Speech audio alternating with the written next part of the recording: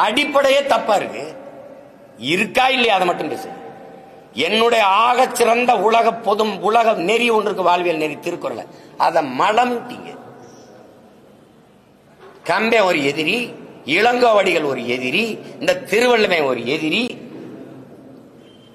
என்னுடைய எல்லாத்தையுமே குப்பைன்ட்டு அப்புறம் என்ன நீ சமூக சீர்திருத்தம் மாறுதல் எனக்கு நல்லது சொல்றது?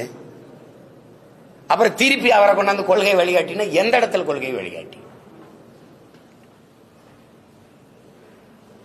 பெண்ணிய உரிமையா? உனக்கு உடல் இச்சை வந்தா பெற்ற தாயோ மகளோ அக்காவோ தங்கச்சியோ அவர்களோட உறவை வச்சுக்கிட்டு சந்தோஷமா இருன்னு சொன்னது பெண்ணிய உரிமையா?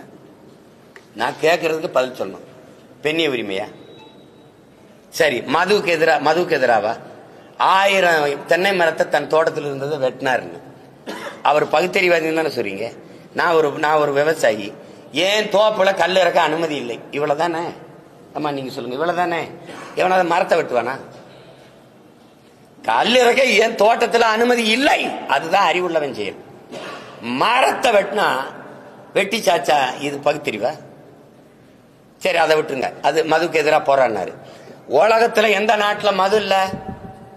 எல்லாரும் மது குடிக்கிறான். மது குடிக்க வேணாம்ங்கிறது கட்டிய மனைவியோட படுக்க வேணாம்ங்கிறதுக்கு சமம்னு சொல்லியிருக்காரா இல்லையா? இப்ப இந்த இடத்துல ஏற்கிறீங்களா? நான் கேட்கறதுக்கு ஒன்னொன்னா பதில் சொல்லிட்டு வரணும். சமூக நீதிக்கும் பெரியாருக்கும் சம்பந்தம் இருக்கா? சமூக நீதி இடஒதுக்கீடு எங்க ஐயா ஆனமுத்துக்கும் சம்பந்தம் இருக்கா? யாராவது சொல்லுங்க. நீங்க சொல்லுங்கம்மா. போராடி பெற்றுக் கொடுத்தவன் ஆனமுத்தா பெரியாரா? எதையாவது பேசி இது பொதுக்கூட்ட மேடையாக்கி வெறியேற்றி விட்டாதீங்க. போங்க, அப்புறம் பேசுவோம்.